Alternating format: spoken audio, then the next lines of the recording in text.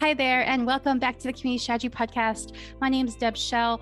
I'm a creator turned community builder. After launching my online community in 2020, I have a passion for online events and bringing people together.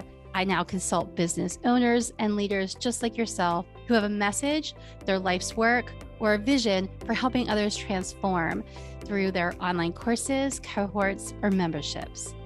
On this interview style podcast, you'll hear conversations with community leaders, passion for bringing people together online. Our goal is to provide you with interesting conversations to inspire you to build, launch, and grow an online community with energy, confidence, and purpose. Let's get started.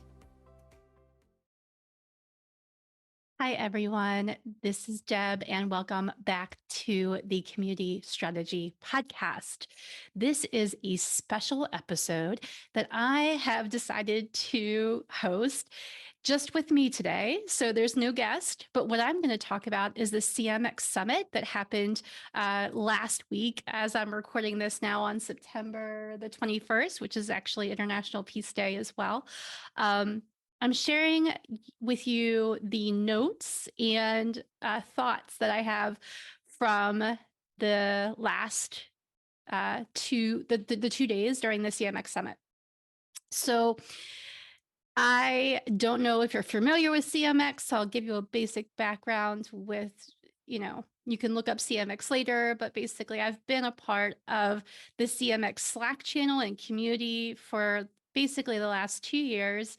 I've met several people through CMX, but basically it's a network to connect other community builders together. Most of who those people are building communities for organizations or companies. And so they're hired and that's their job, to be a community manager, and they work full-time or maybe part-time, growing online communities for either organizations, nonprofits, startups, or larger enterprise companies. And so what happens is these connect chapters that are all over the world that CMX hosts brings together these community builders. And so they've had an event ever since they started, I guess. I can't remember the exact dates, but this is the first live in-person event that CMX had, and they hosted it in San Francisco. And I didn't go in person, but I attended virtually. So that's the recap I'm going to do for you today, is around my virtual experience. So I'll tell you the first big takeaways I'm going to share was they had some really great speakers. There was amazing conversations in the chat of the virtual attendees, as well as people that were in person that connected later. Let me see, what else do I want to say about that? So I did notes and I did them live. And so then I was sharing them with people. And so I'll go over a little bit of my notes with you.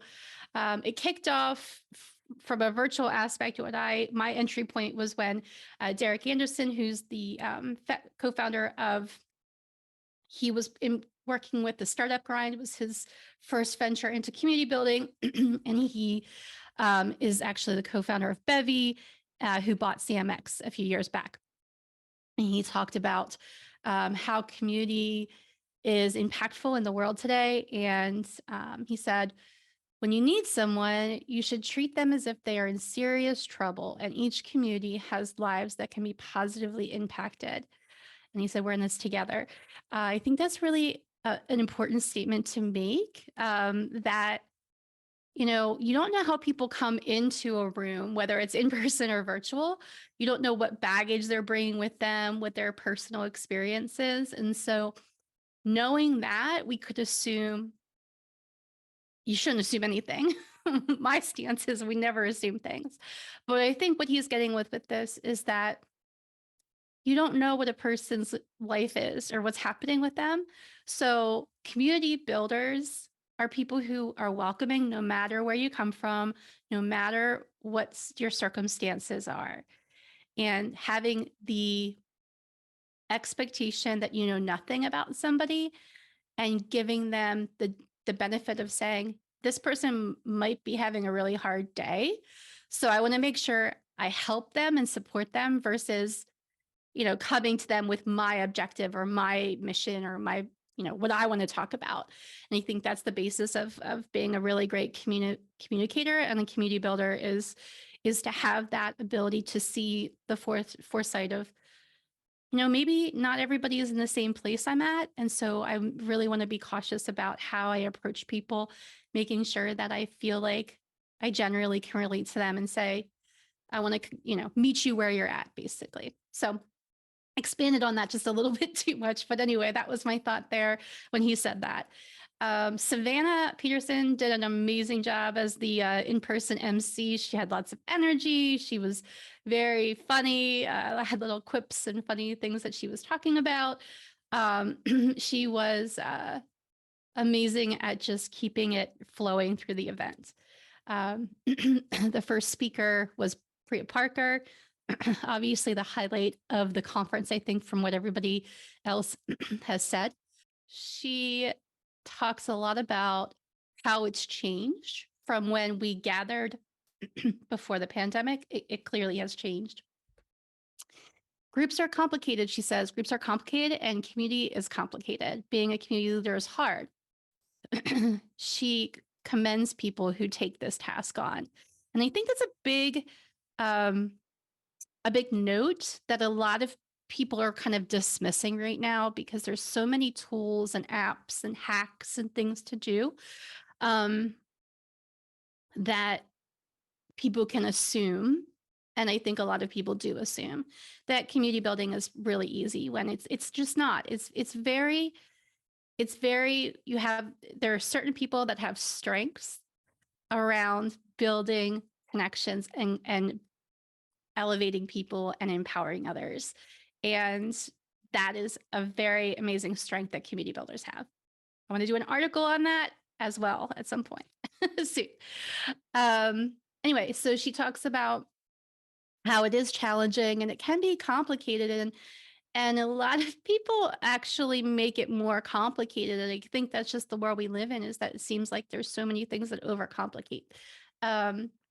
She said the biggest challenge at the end of the day we all have as community builders is how to get people to show up. That's it. If there's more to it than that, but I'll say that's the biggest challenge that a lot of community builders are facing right now is how do we just get people to show up to these events if we're going to do virtual ones or in-person ones? How do we get them to show up inside in a community and engage? How do we get them to show up? How do we close that gap is what she's kind of bringing to light here. Most people aren't trained on how to actually facilitate these conversations, even if you've had formal training. They don't teach how to better relate to people, especially now, and everything keeps changing so fast. It's very hard to keep up. She talks about a group is just 3 people, it doesn't have to be 1,000 people. It doesn't have to be 500 people or 50 people. It could be a group of 5 or 10. And it's actually great to build relationships by starting small. She mentions that as well. What do we need? What's required, to get together? Like she talks about a dinner party gathering, and what do you need? What do you need to have?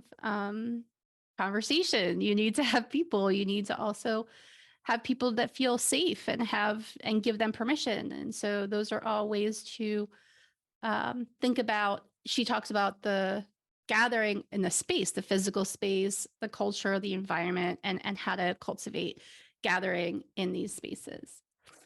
She talks about how the world changed with the pandemic. And when you decide to connect, convene, decide on how to interact as well as what experiences you want to have and you want to be a part of. Her notable quotes here, what do we think? What do we want to bring through? What is it we want to do going forward? Just having that thought process in mind. She said the pandemic was a massive interruption to our entire social, political, and economic structure. But what it did for us was force us to change how we gather. She talks about weddings and just how people met differently during the pandemic. And it helped us align with people who we want to hang out with. And it made us question, who are we spending our time with? Where are our communities at? Where is our community? She talks about some mistakes, things to avoid is assuming the purpose is shared or obvious. I think the biggest thing I work with clients on is people said, well, they should know. No, nobody knows. Nobody knows anything. You have to very much handhold and tell people upfront and be very clear and stop overcomplicating the experience. She said, we learned to keep it simple. She gave some examples and I went into a little bit more detail there, but she brought it home with just saying community is community. It's not a hack. But how can we hack the technology to bring people together for purpose and not just for transactions, but for purpose and like providing a way for people to align with that mission that you have as a creator or founder or leader of a community and aligning that with what the participants want to do and allowing them how do we connect those dots for them to be seen, valued, and heard. So those are all kind of looping back there. Then the next thing I attended after Priya Parker's session was the virtual stage. Why community needs to be a heart of your customer success strategy. And this was with Kenneth, I don't know how to say his last name, Refsgard from Incited. And he talks about the customer experiences transition to the customer success manager term. And he talks about, is the response just to hire more customer service managers, or how does community factor into customer success? He said some of the challenges are to solve the fragmented experience across digital resources, establish effective one-to-many communication channels, manage product feedback effectively, and reach all users, not just ones in specific funnels. So talks about expanding. How do we include more people? I think is really what he's talking about. He talks about community is now a top strategic priority for B2B SaaS companies and customer service organizations. Community becomes a hub for everything for the community customer needs. They can find and meet each other that are using the same software. They can get answers fast to solve the problems that they experience. They can also attend events to learn more about upcoming software improvements, new features and functions to the software. And then he gives 10 steps for the community at heart with having the heart of customer success. He says, start with small team, just start small. What does the community do? What's the purpose? Talking about like alignment with business goals and purpose.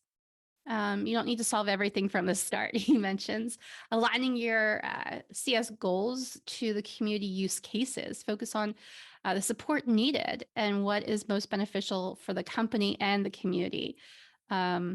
So supporting the customers will improve your customer experience, right? So how do we solve those two problems? Number 3, use community to break down silos. Again, just providing a more accessible communication experience for all of the customers by community can touch all sorts of departments, aspects like programming with teams, discussing breaking down walls between other departments like sales and marketing, product development, as well as background IT teams, bringing those people together and having conversations right from the beginning around how does community incorporate with all of these other teams and departments.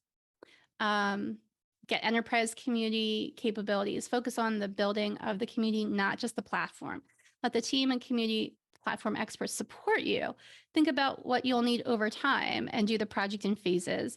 That's a great point to say that you don't need to do, and you shouldn't do everything all at once. You should phase in your project. So, maybe you don't have the 10 features that you really want to have from day one. You have 2 features, 2 functions, you have 2 goals, and that's to get members there and to have it start filling some conversations.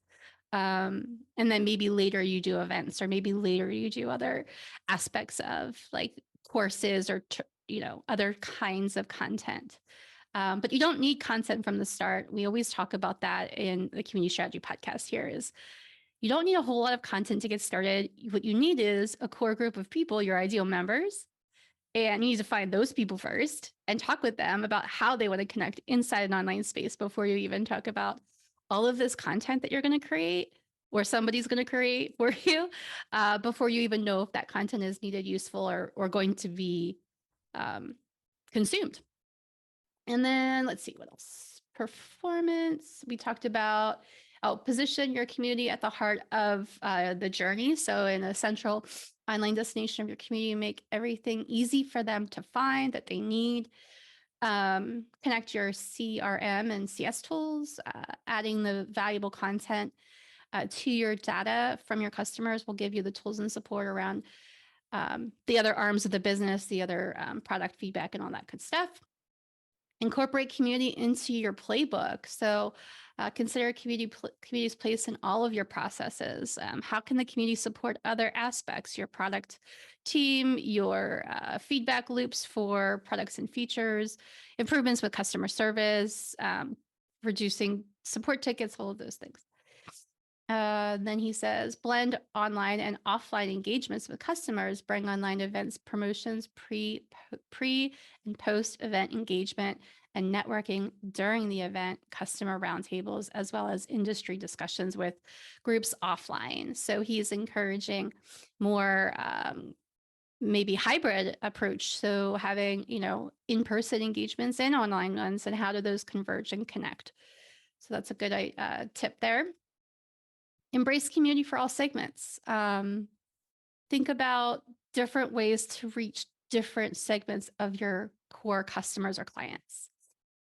And then measure and report on the real value.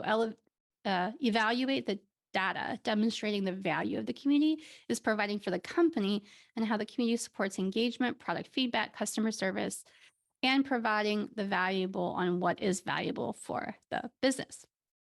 So he talked about that. He said what is needed for a community team, just to focus on the strategy first. To have a good plan is the most important part. That's what we talk here a lot about on the Community Strategy Podcast.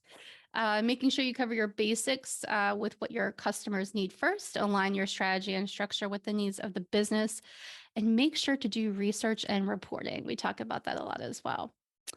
Then there was a session that I attended. So the next session, so I finished that session.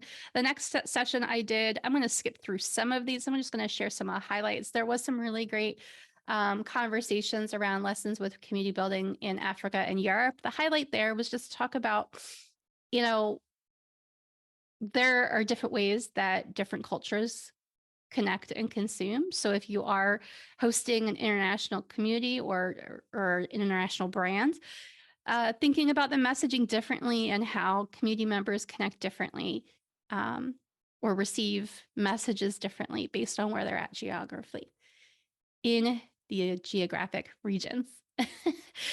And so he said there was two people on that session. It was Jepta and I think her name is Athira. Might say that wrong, and I'm sorry if you're hearing this. And they talked a lot about just those shared experiences in the thriving community. Everyone has a part to play, and we want to make sure that everyone has a strong vision and structure for the community. She says we started gradually building a community that provides members with comments that are picked up and shared with our customers on the blog and partnering with marketing. So they brought all the different departments together. Jepta says in Africa, there's more focus on people using smartphones. So just that user experience would be different if you have a mobile app versus a desktop app only. And in the UK, there's an individual sense of what community means versus a cultural sense in Africa where they have, more formal, they're used to community being communal with people versus a personal experience with an online community. So those are some of the highlights from that session. Then there was a session with Laura Nesser, VP of Community at Reddit. This was one of my favorite, actually, one of the top favorite of both days. I think this was my second favorite session. And Laura really broke down that community is just how do we just get right to the point? Let's stop making it complicated. Focus on less and get to do more. She talked about just keeping it practical and simple. Um, Sometimes work gets in the way, and we really just need to be practical, tracking the metrics of what we're doing in the moment and get out of the weeds of confusion and overcomplication. Just yes or no. And if not, let's optimize for it. Like just really getting back to the foundations of community building. She said, companies have a hard time giving up control. And sometimes that's why they have a hard time with community, because community is about letting go. Community is about giving over that control. If you aren't going to give up the control, she says, it's going to be opaque. You don't need a set of fancy tools to solve problems. You just want to build relationships and understand what problems there are so that you can then provide the solution. People get caught up in resources. You have to get volunteers to host worldwide events and to solve real problems, but you can also solve them in different ways. But the tools are not the thing. Like the platform, not the thing. That's what she talks about. So I really love that. Some great tips there. And then the other session I attended here was Richard Millington. He went into a lot of data and talked about prioritizing the health of a community and how do you identify that. And I guess the big takeaway for me here was really about understanding members better. And to understand them better, you have to talk to them. So I talk a lot about this with the ideal member interviews. He talks about attitude and behavior. Attitude data is the best data because it's brand attitude, brand perception, brand preference, and quality of life. Some questions he said was, how has the community influenced your likelihood to utilize the product? So these are questions to ask your community members. How has the community influenced your results if they're using some of your products as a community, if you're a support community?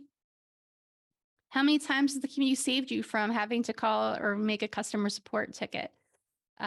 Those are some of the ways to measure some of the value, but there's just still a lot of challenges as far as like, how do you measure the actual value of a community's worth? And it's not just numbers, and it's not just lowering tickets. It's really about it's giving the power to those community members to say, what do you really want to tell us so that we can make our product or service better for you? I think that's a way of seeing that. Then another session that there is a lot of sessions, so I will try to zip through some of these. I'm just going to pull out some highlights from a few different ones here. I'm not going to highlight everyone that I attended, but we'll tell you the creator, the Getting Ready for the Future of Creators was very interesting. As a creator myself, writing a book called Creator to Community Builder, by the way. It's still crowdfunding, so if you could please support the book, that would be super helpful for me. If you've found value from anything I'm doing and really think that you've been helped by the Community Strategy podcast, or if you are a member of the Find Calm Here community, or if you found value with my notes, any of those things or other reasons why you'd want to support me would be greatly helpful. Okay. Off of the platform begging pedestal. Back to community. So her name is Celine, and I'm not even going to attempt to say her last name, but she's a community manager with Canva, the German Canva chapter. And she talks about who creators are and where their market share is. So 4.2 billion social media users. Of those, 500 million are what she titles passion economy users, and then 2 million are creators. And so she terms that the difference between a passion economy user is somebody who is consuming content that is being created, but maybe not investing in it. And creators are actually finding ways to monetize their creation. And so she talks about that there's a lot of creators out there that are starting to make really real money. And that's amazing as a creator to hear, as well as how do we work with creators and support them in the space of online. How can brands support creators? So here's something I want to talk about. As a creator myself, as somebody who is constantly building content, and somebody who's not an app developer, I'm not somebody who's creating my own product or service in the sense of development. I'm using the tools that are out there, and I'm trying to navigate the best tools for me to use that are going to fit what I need to do in my own business. Any service, software, platform that gives me the ability to earn some money by talking about their product is going to definitely garner my interest, my attention. So if you have an affiliate program, if I'm talking about your brand and there's a way for me to have a revenue sharing opportunity, those programs are going to encourage creators to share your product or service. So making it really easy for creators to do that is a game changer. They're like, we just said the number. What did it say? 200 million creators. 200 million creators is what she said, are actually trying to reach audiences and probably using your product or service if you're a software developer. How do you get more growth? Encourage creators by paying them for their time, by sharing, when they share your message, that's them promoting your brand. So that's a big deal. I'll just say that and leave it there because I have a lot of other thoughts on that, but I'll leave it there for now. But she did talk about just how amazing it is to be in the space of being a creator and a community manager, and how these two concepts collide and intersect.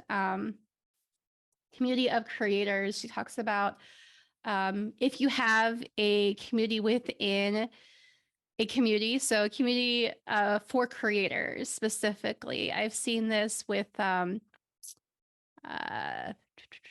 what is the one thing I want to say?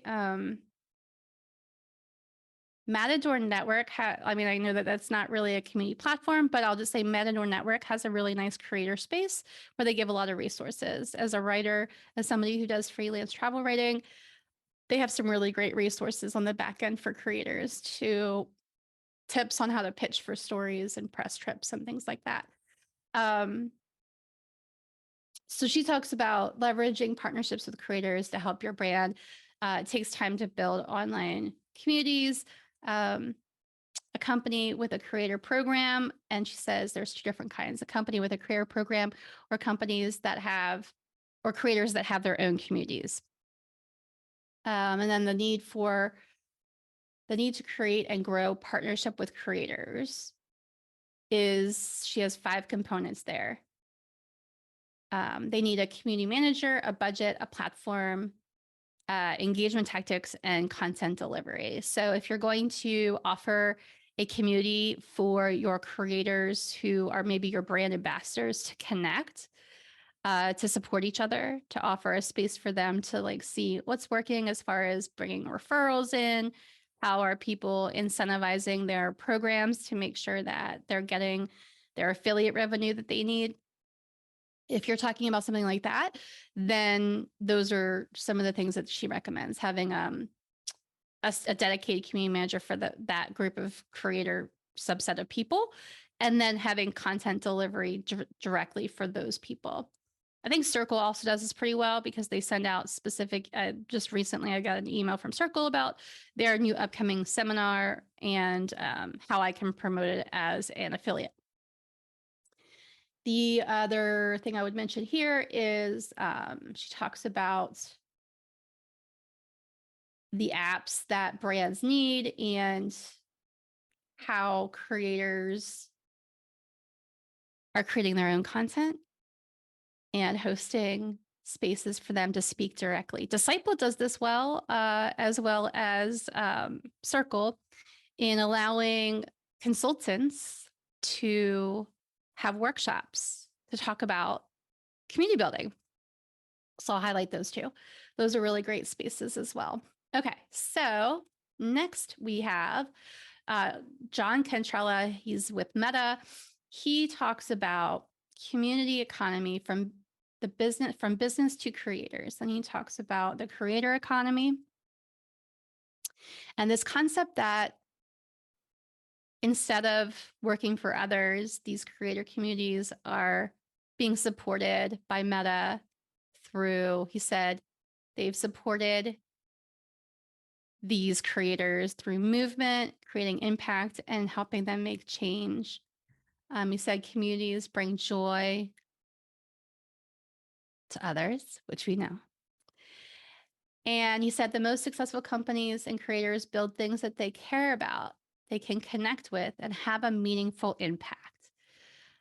He mentions around some surveys and reports that they did, and he says focusing on community first is more than a marketing tactic. It's a strategic advantage, which I thought was a really great quote that he said, because that just means community is a game changer, and we know this, but I think it's very challenging to get buy-in, or like what we talk about always is getting buy-in from leadership, or if your community is your own, buy-in would be actually getting people to sign up for your course or join your membership. And if you're selling that, those would be you would be selling to consumers versus B2B. The thing that I thought was interesting that he mentioned is the minute that you look at community as capital, you are dead in the water. And I thought that was interesting because I do see that there's this trend or flip coming around with, community monetization. Is this, where does it fall? Where is it prioritized that we talk about? How is it valuable? Is it meaningful? Should we be charging for community? Should it be open and free? I think those are really interesting conversations to have right now. I think it's challenging. One of the things I talked with about a few other leaders in this space is everybody knows community is super valuable, but what we can't seem to figure out is who's paying for it. Because at the end of the day, somebody has to build the space, somebody has to create the space, somebody has to manage the space and create this cultivating of conversations. And one thing I've learned is that everybody's time is valuable and we only have a certain amount of time each day. And we don't know when our clock is going to run out, clearly. So that means we want to make the most of each day that we live as human beings. And we don't necessarily want to be working at jobs that we don't like anymore. That's become relevant with this whole Great Resignation, which I quit my job before all this started. But I'll just say that it's an interesting conversation that I'm looking forward to having more of in the future. I'll stop there. Then Stephanie, from the head of global community and customer advocacy at Atlassian, she had a really interesting talk about the fact of there's deficit or there's challenges to having too much segmentation. So one of the lessons that she learned was about, not segmenting too much too fast or too soon without validating with other members, by splitting out community sections, without asking the members around, like, what bucket do you want to be in or where you want to be placed. Just moving them somewhere isn't cool. And so you always want to ask your members, if you already have an existing community you're talking about, reformatting that or reframing it in some way, like making sure the members are aware of all the changes and you're talking with them and getting feedback from them. And then she talks about being transparent, and just being honest about, when challenges happen as a community leader or a business, like just be honest with the community members. And that shows that you trust them enough to be able to share those things with them. What else did she talk about? These are focused on building measurable programs. So telling the ROI story is tied to authenticity of user experience. She says thinking about community gatherings differently by knowing the people in your community through ideal member interviews. Again, help the members make the dreams come true. Help the members make the dreams come true. Build programs and other platforms if needed, and show up for your culture and your region. So she's talking about getting to know your people better and understanding where they're at and meeting them where they are. How can we make their lives easier? She talks about. And getting buy-in, going back to this concept of getting buy-in for community founders and leaders. They understand the importance. We need to remind them it's more than just about data, it's about people. So as community leaders, we have these day-to-day experiences with members that we could talk about. But then when we show reports to management, or this, like, I'm not in this role, but I know from examples of things that I've heard that you would ask, they would provide a report of most active members, or, if there's conversions to website clicks or purchases or things like that. Those would be metrics that would be community managers' role to provide to leadership so that they know that this is how it connects to our business values and mission and purpose. But it's more than that, right? And not everything can be measured in a number. So she shares about weekly wow moments, sharing like the state of the community, saying, hey, here's, what's been happening, giving that personal and storytelling aspect, kind of like bringing them into the community and like saying, hey, this is what's happening inside. Let members define the community and what they stand for, and then tell leadership, here's what the community members are saying. So that was that session. And then I'm gonna finish up here. This is only day one, by the way, so far. I'll recap 2 more things, then I'll go to day 2, and then I'll close out. So I'll say the other session that I did was with Todd Nielsen. He's with Clock Tower Advisors. He's one of my partners, and I've been working really closely with Todd the last few months. He talks about talent communities and how a talent community could be something to think about when you are talking about improving your onboarding and recruiting process. And he also talks about how it could solve a lot of the problems that recruiters face today, with getting to know clients better, having better fit with role fit, and how a community could solve that problem. Let's see. So those were the highlights from day 1. There was a lot more again, but I'll just skim through and so I can get to day 2 for you real quick. And day 2 was really interesting as well. There was some great conversations around developer communities. My favorite session from day 2 was the growth and deeper engagement through diversity, with a few people who were on a panel that spoke around this topic of diversity. One of the speakers had mentioned around diversity has been the key intersection with community building, and sharing the approach to diversity and inclusion in a community can offer ideas on how to increase diversity inside your company in general. Broader reach and deeper engagement for meaningful conversations can be as simple as looking at yourself first and saying, where are you stepping from in the world, and where are the things that you see most challenging, and separating your personal and your professional life, and then realizing how that intersects, how your personal and professional life intersects is one thing that was mentioned, as well as just bringing more intentionality and purpose and understanding language and terms. knowing what's important to tap into with specific industries and what's the way to bring more diversity into that industry. Examples about she brought an example about the construction industry and how others speak. There's underrepresented groups there as far as women goes, and so how do you bring up these underrepresented groups is just by speaking of them and intentionally bringing these voices to light. Let's see. So that was a really good talk. So if you do have an opportunity to listen to some of the recordings that are going to come out here, I would say definitely check out the diversity topic. That was a really great. That was a really great conversation. I would encourage you. One of the quotes here, I think her name is Abaya. I'm going to mess the names up so much, but she said, I would encourage you to know that belonging doesn't take place in a bubble.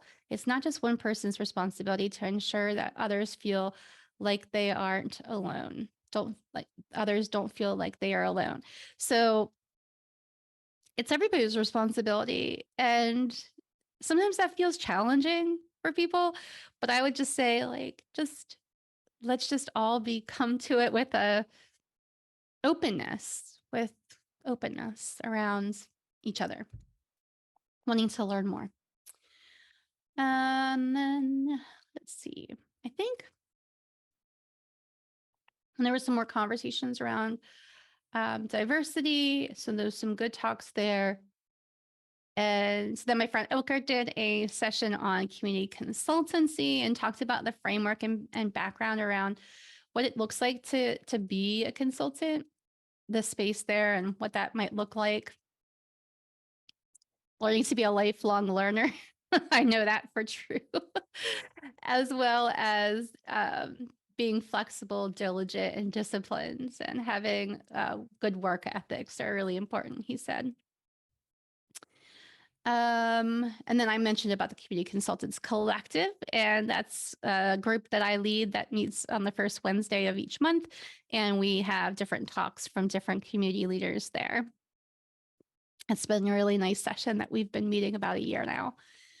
And then I attended some Web3 conversations, which were really interesting because I know nothing about Web3. So just diving into this, first starting to learn about what that might look like. And what I learned was it's kind of still all getting figured out. And I don't know the value of spending a lot of time in Web3 just yet. If you're in the community space, if you're new, I would say focus on Web 2, unless you're, working for a company that's going to pay you to learn the strategies around Web 3. I think there's some challenges there. Oh, and then there was a really great talk with Morgan Wood, who's a community strategist with Hivebright, and Melissa Kirby, executive director at Girl App. They talked about how to increase the number of women in leadership roles across the board, because we really she put some really crazy statistics. 62% of C-suite positions are held by white men compared to 20% taken up by white women, greater than 13% occupied by men of color, and a mere 4% by women of color. So women make up 47.7% of the global workforce, but only 27.1% of women are managers or leaders. So she brings some really interesting stats around women. And of course, we know this, but it's just how do we encourage more women to step up to these roles? And I think it's just empowering them as we speak with women and fellow women for me. And as we speak to people, making sure that everybody, it's not impossible to get to these positions. And in fact, you should definitely be working. If that's a goal of yours to be in one of these roles, then we're championing you for sure. Then the last session, I think it's the last session that I'm having community programs must be created around delivering an outsized amount of impact for both participants and the business to justify the time, investment, and resources. So, really validating what the outcome is going to be from your participants and what the outcome is for the business. Reflect often on your give versus take balance, check in with what you're asking and make sure the timelines fit. There's some tips that she recommended. She gave some examples about Patreon's programs and Discord programs, partner programs that she reviewed over. And she said, one of the ways for you to know when, if it's the right time to launch, you need to consider these things before you think about launching a new program. Do you have your mission and vision? Are they aligned with community's mission and vision? What's the annual roadmap say and the OKRs and goal setting? Where's the headcount on the organization chart? Like, do you have processes down? Are there big strategic bets that you're placing? Like, let's look at those and then decide, is this a right time for our program? I think that's a really good step to just ask questions before you launch. I think as creators, for sure, we're just like, let's do a new program. And it can be really challenging when we're facing that, right? And then the other thing here is there's a formula. She says, get to and buy. And what she means by that is, what do I need to get to do what and by when? So thinking about like, what do I need to get together to accomplish? And then what's the goal? And then what's the date? So assigning this program formula will help you gather what the tools and resources that you need, establish a timeline, and the goals and outcomes. And then she says about the community programs could be looking like super user programs, gamified programs, or customer programs to increase engagement or active members. There's also programs that she mentioned around measuring the success, and she talks about the best incentives that spark the deepest engagement are often intrinsic or scalable recognition, giving back, and growth. So just thinking about how you can serve your community members. Again, how do you serve your community members the best?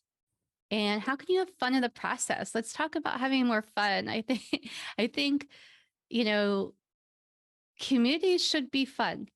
And so let's figure out how we can make this more fun. So if you're interested in my notes, I did post a link on LinkedIn. There are some resources there. I think the biggest takeaways to recap here for me are there's a lot of transition in the community industry right now. And I think the biggest challenges as a creator is who's, how do we figure out the monetary and how is that connected to the purpose and mission?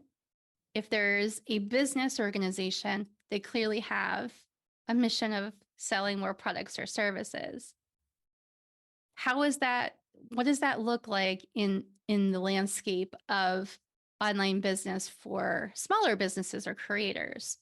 There's conversations around like we should have free communities, but then what's the value and how there are so many community platforms. I'll say this. Number one, there's like community platforms all over the place. It's going to be really interesting to see in the next few years which community platforms are still around 2 or 3 years from now.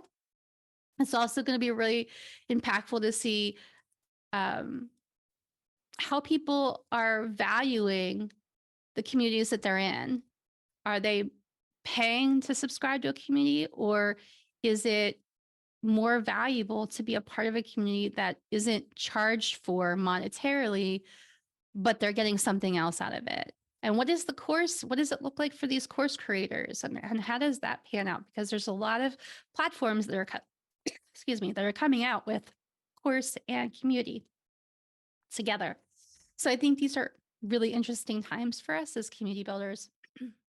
I'm excited to see what's happening in the community space. And until the next time, I hope you're finding calm. Please let me know if you found this episode valuable. And I'm curious to know what your thoughts are. Shoot me an email. Support the book Creator to Community Builder. I'm doing a crowdfunding campaign. You'll hear about that shortly. Thanks. Take care. Till the next time, I hope you're finding calm.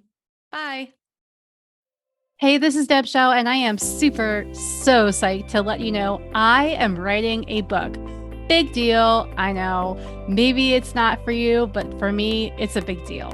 And guess what? I'm writing this book for you because honestly, as a new community builder 2 years ago in 2020, I had no idea what I was doing, and I really got really confused easily. So I'm going to simplify things for you. But what I need from you right now is to actually help me make this book possible. And so you can support me with a crowdfunding campaign that I'm running through iFundWoman. I'm going to have a link in the show notes. Please support me. This is running from September 1st through the end of October. So I'm really hoping to reach my goal to be able to write this work style book. It's going to have worksheets. It's going to have templates. It's going to be something that you can actually use today. It's not a course that you have to take for 4 weeks. It's not a big book that's not going to give you actionable steps. You're going to be able to take action the same day that you read the book. I'm super excited about this. I've had lots of feedback from clients that this is what they want, this is what they need. So I'm putting it together, and I hope you can support me with it, and I hope it's going to help you. So let me know. Please check out the show notes for that link to the iFundWoman crowdfunding campaign for the new book I'm writing. It's called Creator to Community Builder. I'm so excited. Thanks for helping me if you've already donated.